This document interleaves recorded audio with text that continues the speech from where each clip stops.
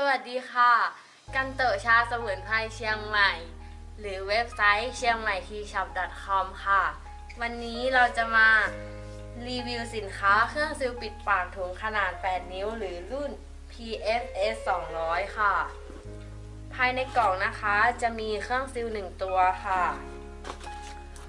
คู่มือพร้อมสเปคนะคะ1เล่มและนี่อะไหล่ค่ะเป็นผ้ากับลวดค่ะ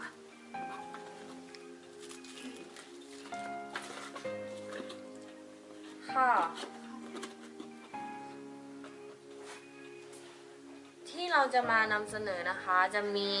ความร้อนปรับได้ตั้งแต่ระดับ1 ถึง 8ค่ะแล้วก็สามารถ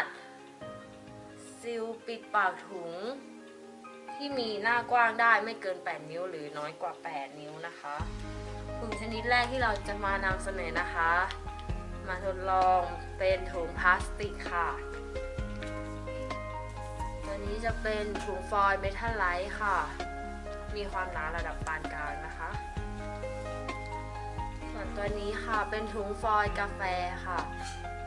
จะมีความหนามากเป็นพิเศษค่ะแล้วก็ตัวนี้นะคะเป็นถุงฟอยล์หน้าใสติดซิปล็อกตั้งได้ค่ะด้านหน้านะคะจะเป็นถุงพลาสติกค่ะแบบใสด้านหลังจะเป็นถุงฟอยล์เมทัลไลท์สีเงินค่ะ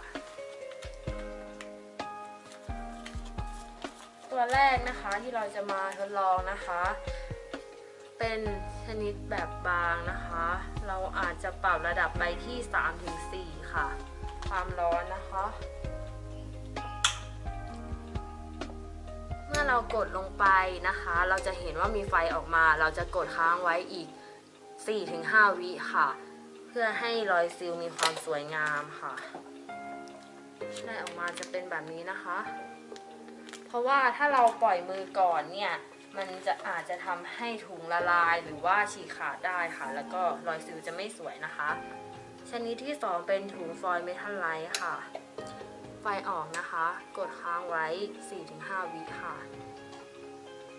แล้วก็ปล่อยค่อยๆดึงออกมาจะได้แบบนี้นะคะ